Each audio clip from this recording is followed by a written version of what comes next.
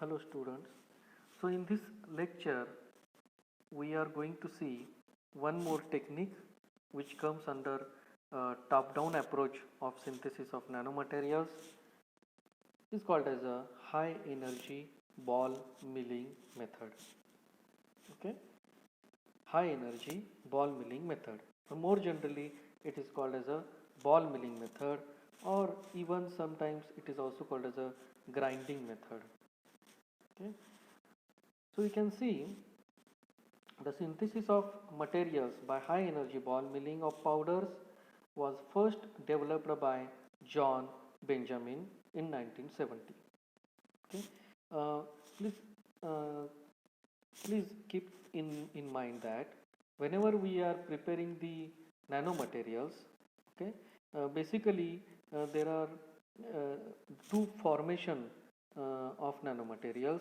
Okay, one is a powder and second is a thin film.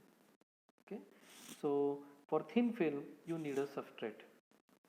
Okay, on the top of the substrate, okay, uh, the material can be deposited, okay, on the top of the surface of the substrate. So that case is called as a thin film case. Okay, and suppose you want the nanomaterials in the form of a powder. Okay, you need powder of nanomaterials. Okay, powder of TiO2, powder of zinc oxide. Okay, this kind of a material if you want, then you have to use this high energy ball milling process. Okay, so this ball milling process was first time developed by John Benjamin in the year 1970. This is a very simple and old technique which basically till it is useful in the industry for making the synthesis of nano powder, nanomaterials in powder form. So in this method, okay, so let us try to understand what is this method. So in this method, bulk material in the micro dimensions are grounded down to the nanoscale with strong mechanical shear forces applied by the milling technique. Okay, if you are using a bulk material, okay, so the size of the bulk material means the size of the material which you have is in the micron or in the millimeter scale or in the centimeter scale. So the size of the material which you have is quite big. Okay, and what you want is the same material you want to take it into the nanoscale. What is the process? You can take the large number of balls, and these balls are made up of zirconia or stainless steel, which is basically hard in the nature. So when the material comes in between the two balls, it get crushed. Okay, it get crushed, it get grind in between the two balls. Okay, because there is a collision in between the two balls, and when the two balls collide on each other, the material which is coming in between the two balls is get crushed into small pieces. So if you continue this process for a long time, then what you can see that it is possible to take the size of that big micron size or millimeter size material into the nano size, which is below 100 nanometer. Okay, so this technique is very familiar to all of you, to all of us, because if, in many of you have seen this technique. We are using this technique in our house. Okay, where if you have a wheat, okay, and if you make if you want to convert that wheat into the wheat atta, okay, then what you do? Okay, you take that wheat, go to the grinding mill, and that grinding mill person put your wheat in some machine, and it control the size of the particle which you want. Okay, and then that machine grinds the wheat in the form of a small particles, which we call it as a atta. Okay, so many of us are using this technique in our day-to-day life. We use the wheat, we use the dal, we use the rice, and we convert this into atta. okay, for the food purpose. Okay, so this process is called as a top down process, because the bigger size material get converted into the small size material. Okay, so same thing you can think about. We are using a lot of cosmetics in our house.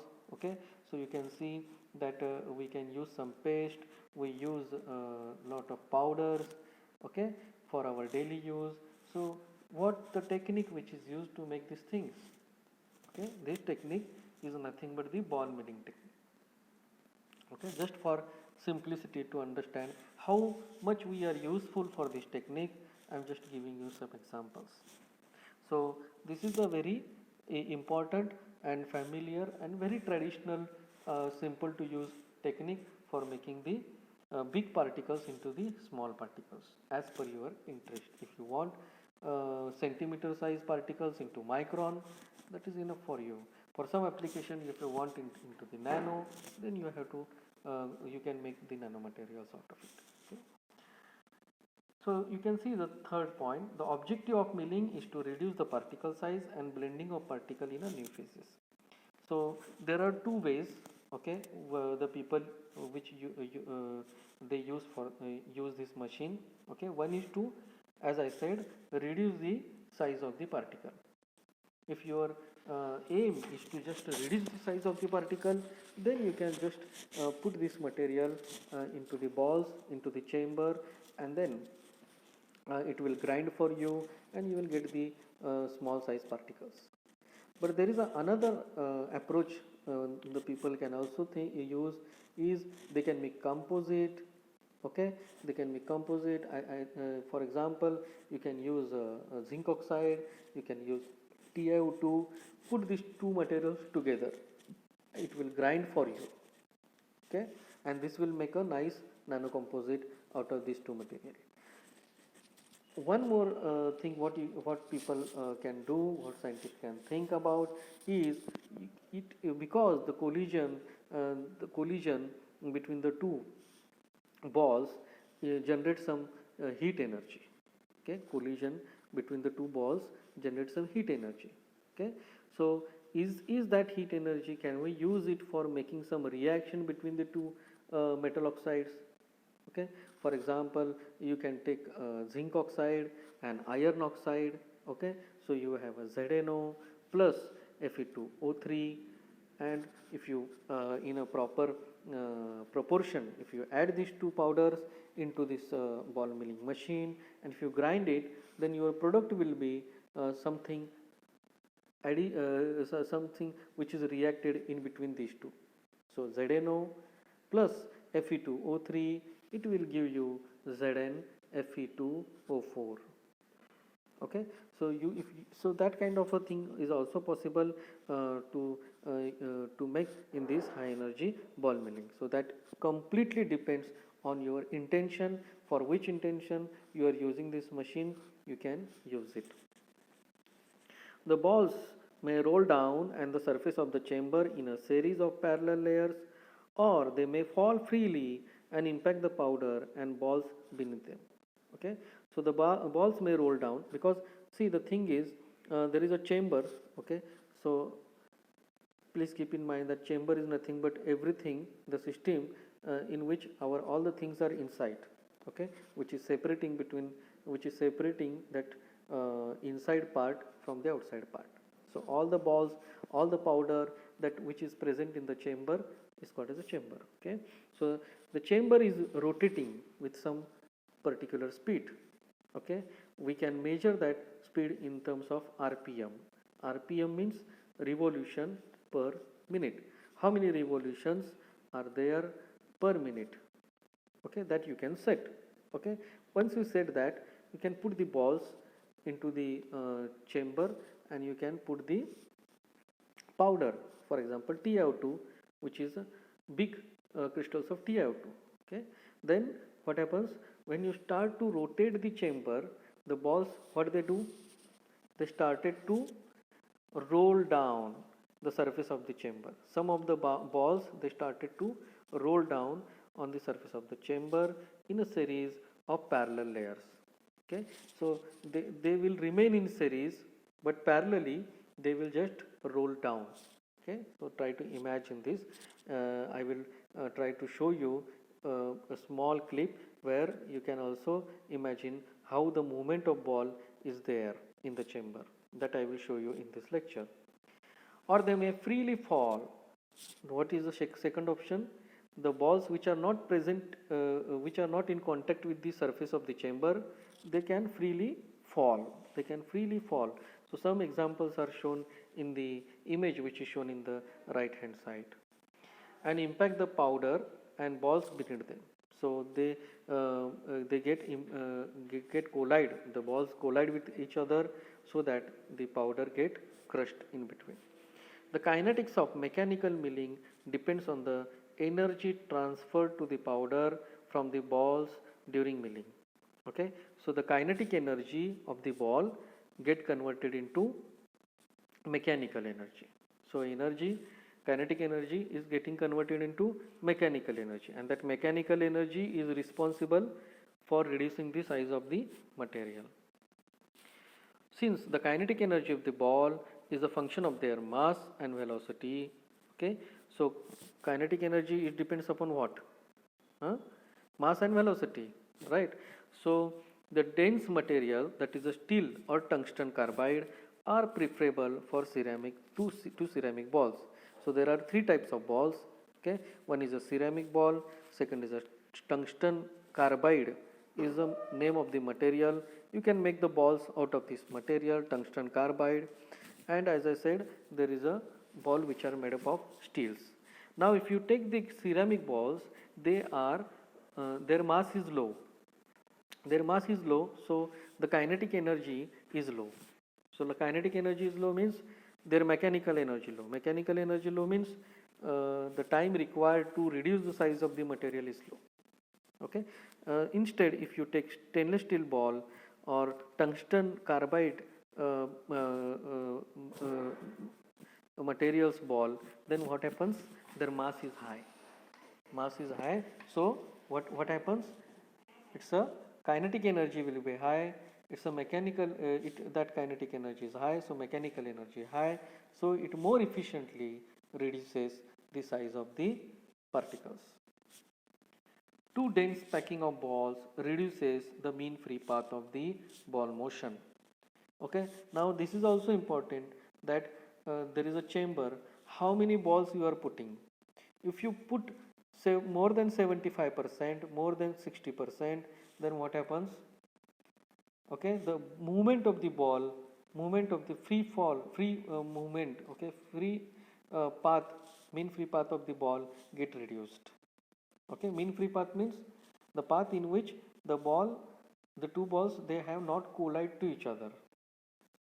Okay, so the length in between, the length which is traveled by the ball without any collision is a free path. Okay, it is free for that ball to move in that direction. Okay, once it get collide, that part get finished. Okay, so the mean free path of the ball motion get reduced because you are putting a large number of balls. Okay, while a dilute distribution minimizes the collision of frequency, right? So if you put a very less number of balls, then the collision between the frequency of collision in between the balls get reduced. So what is important? You have to use the optimum number of balls, optimum filling of balls into the chamber. The mills can be divided into two main groups. Okay, the milling has two main groups. One is a direct and second is the indirect. So indirect and direct milling equipment. In the direct milling equipment, what is meaning by direct milling equipment? The kinetic energy is directly transmitted to mechanical energy, that is converted into which is used for the grounding particles, ground particles by means of mechanical soft or rollers. Okay, so here the kinetic energy is directly transferred to ground the particles, to ground the particles. so there are three types of direct milling equipment. One is the attriator, okay, attriator, the second is the pan, and third is the roll mill. So first you can see the first machine, okay, or the equipment is shown in A, which is attriator mill. So you can see this is a vessel, chamber is there and vessel is there, and basically the chamber is fixed. Chamber is fixed, only the vessel is moving. Only the vessel is moving. This is called as a attriator mill. Okay, so can you imagine, are you using this in your home? So yes, okay, you have this mixer grinder. Okay, what it do? Okay, the thing is that only central axis is moving, and which is reducing the size of the particle. Right, so that is the mixer which you are using in your house is a kind of an attriator mill. Okay, the second one is the B, that is a pan mill. So you can see there is a two disc, okay, in the pan mill. One is rotating in a clockwise direction, other is rotating in an anti-clockwise direction. Okay, so if there is a particle in between the two discs, then it directly grinds. So that mechanical energy it directly converted into the grinding of the particles. The third is a roll mill. Again in the roll mill, okay, the movement of the two, instead of the two discs, now you have to roll. The two rolls are kept on each other, okay, by maintaining a certain distance for which you want a small size of the particle, and in that case one roll is moving in the clockwise direction, then the another roll should move in an anti-clockwise direction. Okay, so this is a roll mill. So please keep in mind that this attriator mill, pan mill, roll mill, all these are kind of a milling machine. Okay, milling machine. Okay, and they are called as an direct milling equipment. Okay, these are called as an direct milling equipment. In the second case, you can see in the indirect milling equipment, the kinetic energy is transmitted to mill the body. Okay, kinetic energy is first transmitted to milling body, and then it is transferred to grind medium and charged by friction. So the kinetic energy, first kinetic energy is transferred to the milling balls, and then the ball they started to move, and when they collide to each other, that collision is used for the grinding of the particle. So this is not a direct grinding or milling process, this is an indirect method. Okay, because this kinetic energy is first transferred to another particles like balls, and then the balls when they collide to each other, then that mechanical energy is used for the grinding the material. Okay, so in that case the charge is subjected to centrifugal and gravitational forces. Okay, so there is a centrifugal force which is acting on the balls because we are rotating, and there is also gravitational force, so we have to balance all these forces, and that is also matter. Okay, so the examples are tumbler ball mill. This is a very famous example which I have shown you in the first slide of this lecture. What I shown, the movement of these balls is shown in the tumbler ball mill. Okay, second is a vibratory mill, and third is the planetary mill. Okay, so the schematic representation of these equipments is shown in figure A. So you can see in figure A, the chamber is rotating in a particular direction, and the balls are present inside the chamber. Okay, and the powder which you want to grind, you have to put in between the balls, with the balls. So here in the tumbler ball mill, okay, the balls are rotating in a particular RPM, in a particular direction. In the second case, which is shown in B, that is a vibratory or shaker ball mill, basically the vibrations are given for the chamber. So movement of the balls is just in the up and down direction. Okay, that movement is just in the up and down direction. So in this case, your gravitational force is acting on these balls. Okay, so the balls which are present in the upward direction, they fall on the balls which are present in the down, and there is a collision. But here in the tumbler ball mill, the centrifugal forces are acting. Okay, and what about the third that you see, that is a planetary ball mill? In planetary ball mill, okay, basically you are combining these two things. Okay, so you can see that there are two different rotations.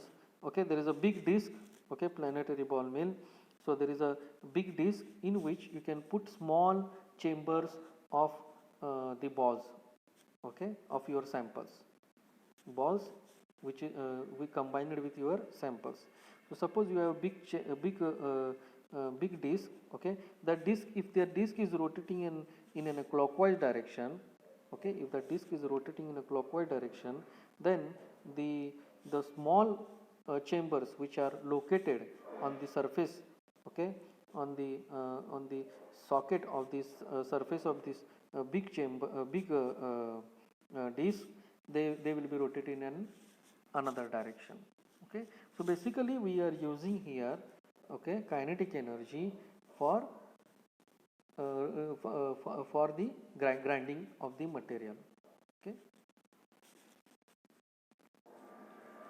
so these are the different types of grinding machine depending upon energy transfer process. Okay, if the kinetic energy is directly transmitted, it is called as a direct milling equipment. If the kinetic energy is indirectly transmitted, okay, then it is called as an indirect milling equipment.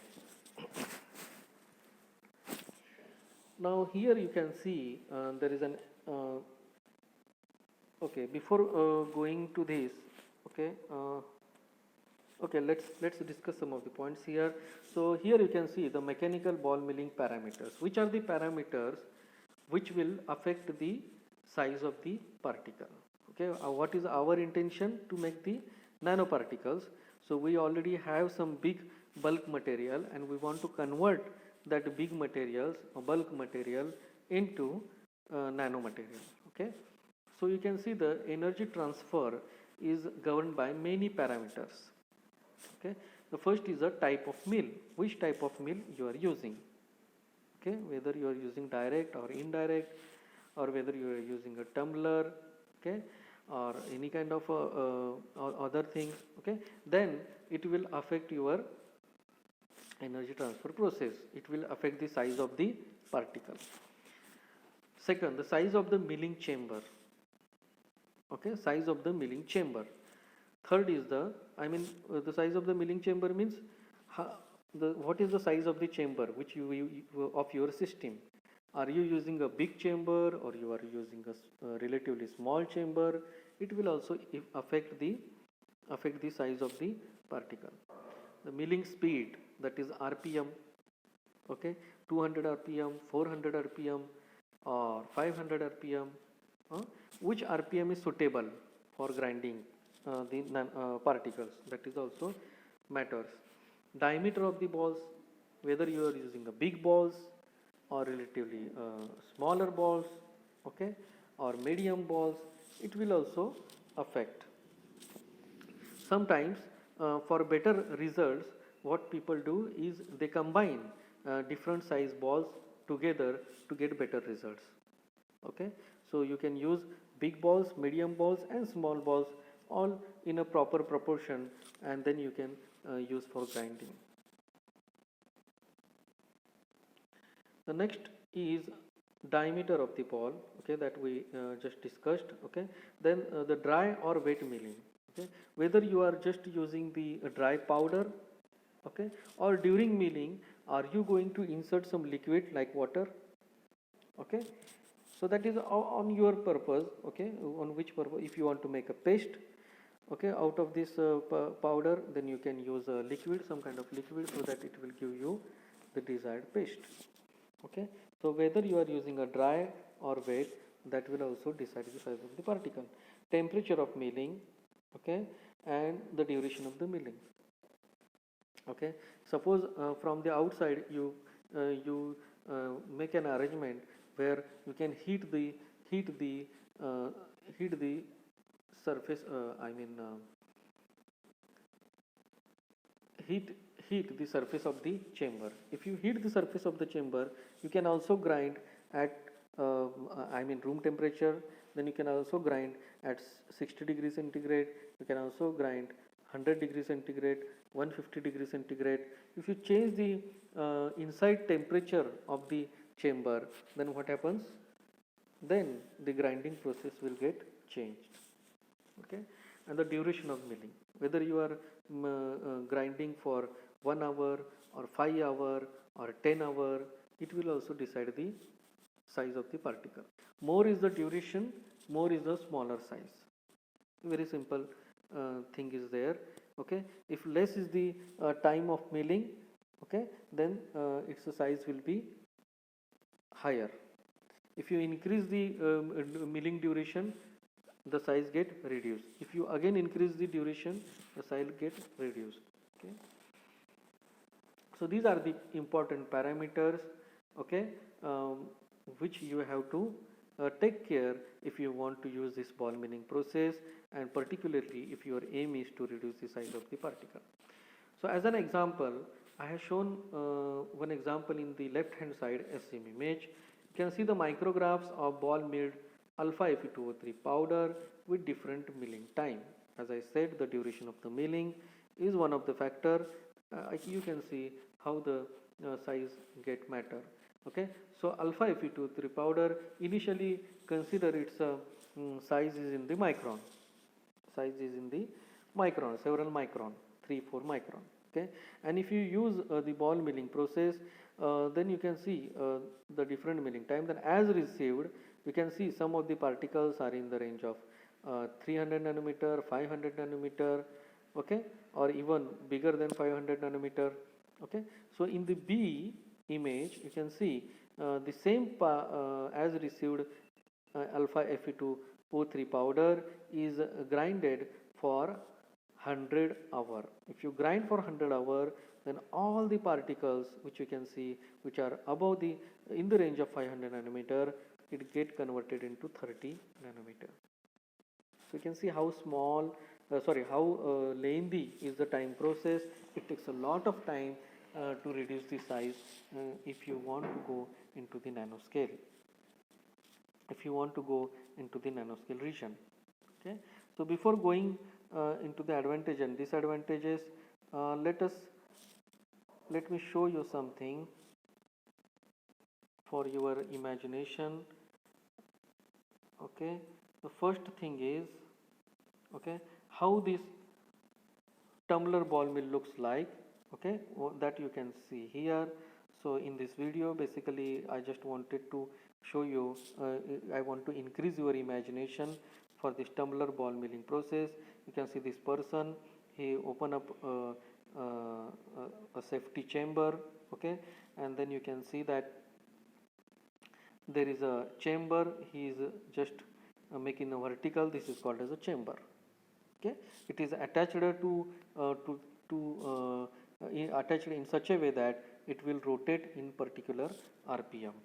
So now he is showing you the sample which he want to grind, something like big particles, okay, of some kind of clay or something like that. And then you can see these are the balls, different sized balls, and he put all the balls into the chamber.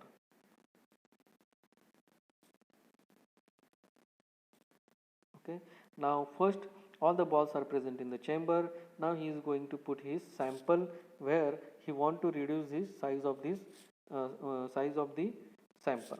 He want to reduce the size of the sample. So he inserted his sample.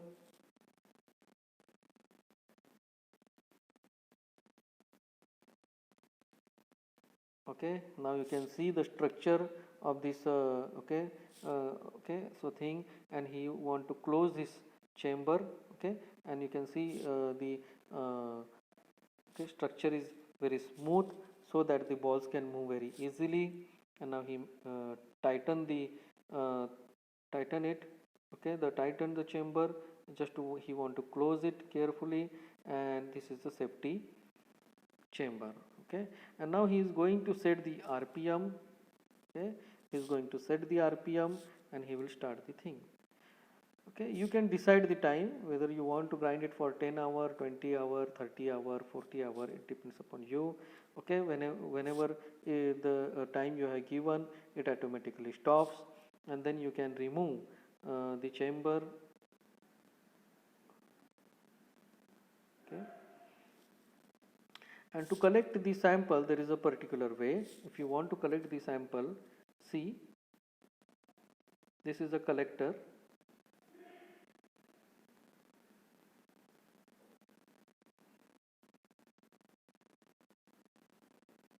Okay, so you can see the collector has different parts. Okay, collector has different parts.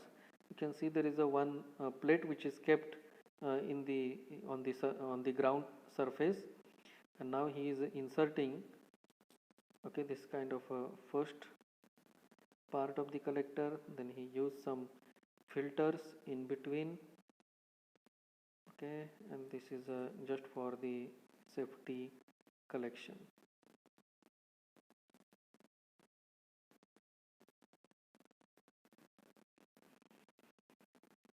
Now, without removing your chamber, you can just tilt it so that the powder and the balls which are present in the chamber, you can directly dump into the collector.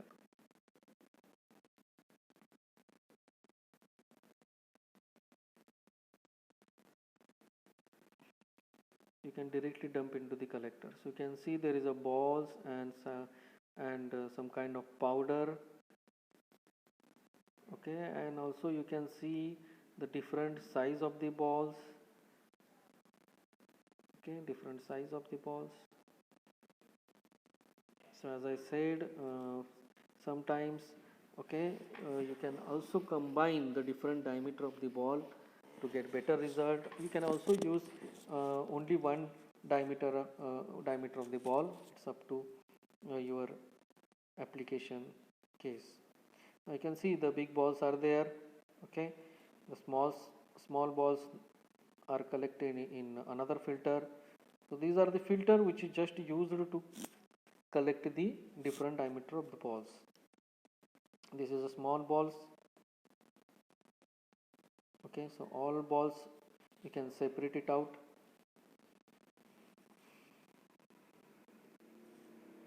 And this is a powder, okay, powder collector, and the powder is collected in the plate which is kept below.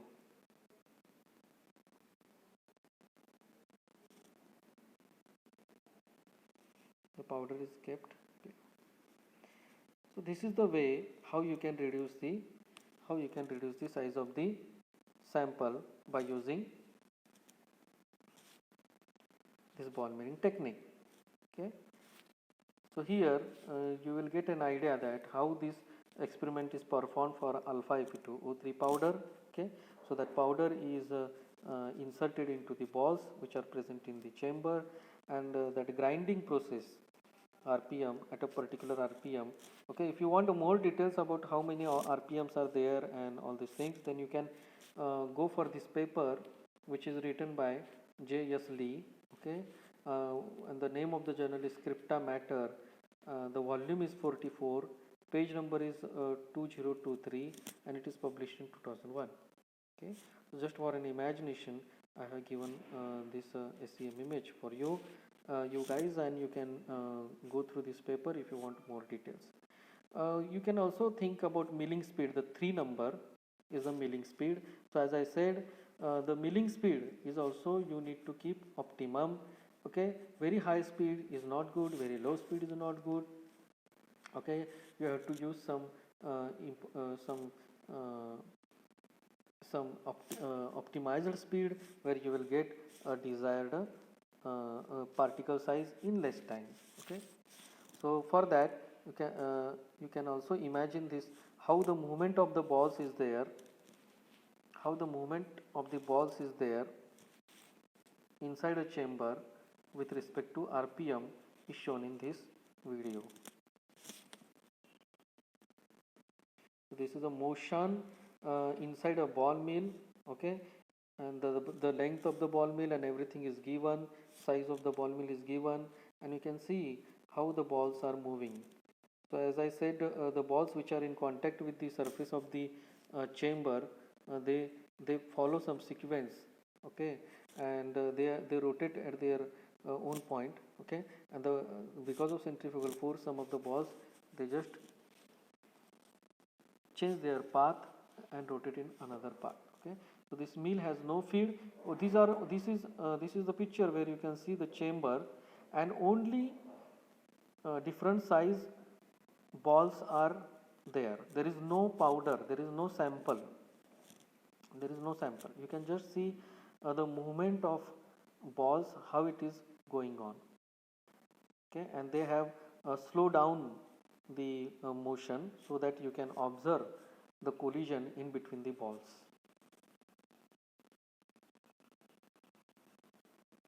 You can also see this. I have get these things from the YouTube, so you can also, if you want, I can also share you the links, so that if you want, you can see it. But you can see how the motion of the ball, which is present at the balls which are in contact with the surface of the chamber, and the balls which are not in contact with the surface of the chamber, okay, and because of the gravitational force and centrifugal force, the different motion of the balls is going on, and the important thing is they collide to each other in a particular manner. So this is a good grinding action. This is called as a good grinding action. The ball should follow this path.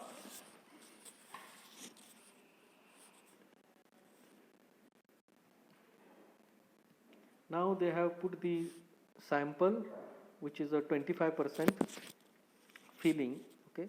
So the size of the chamber, so you can decide how much sample I can put, okay. 25% is the good point, and then you can see that the powder is coming in between the balls, and the balls are grinding the powder in because of the collision.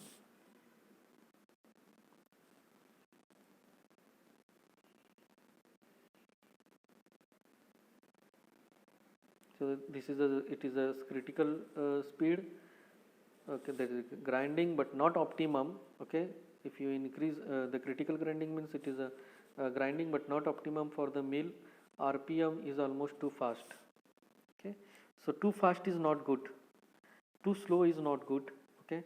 So initially what I shown you, the movement of the ball, okay, in a particular sequence is a good thing.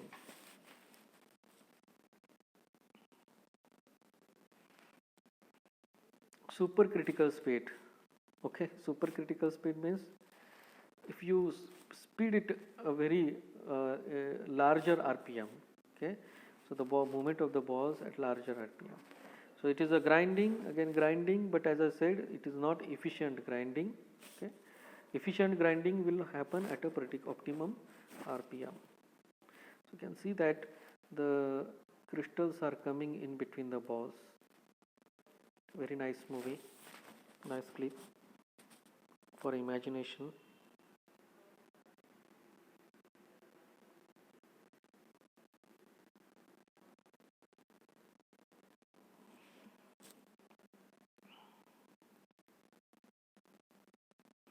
So the particles, they are not only get crushed in between the two balls, but they also get crushed in between the surface of the inner surface of the chamber and the balls, okay.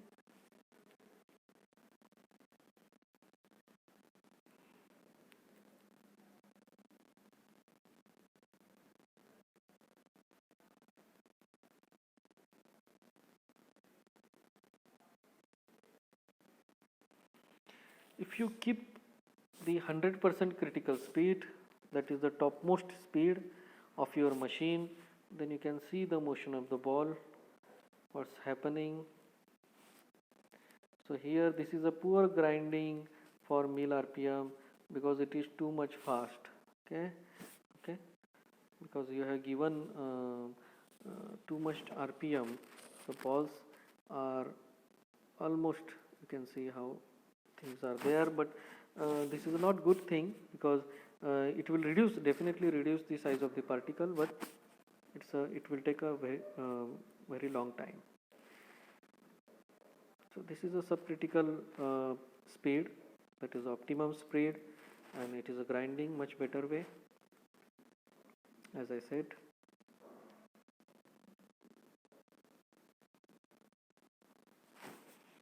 Okay, so all these things you can think about, you can imagine, so that it helps you to understand the process.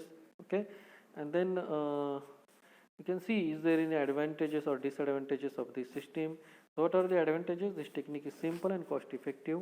As you see, you don't need a vacuum, any kind of vacuum or sophisticated equipment like computer or something like that, you don't need it.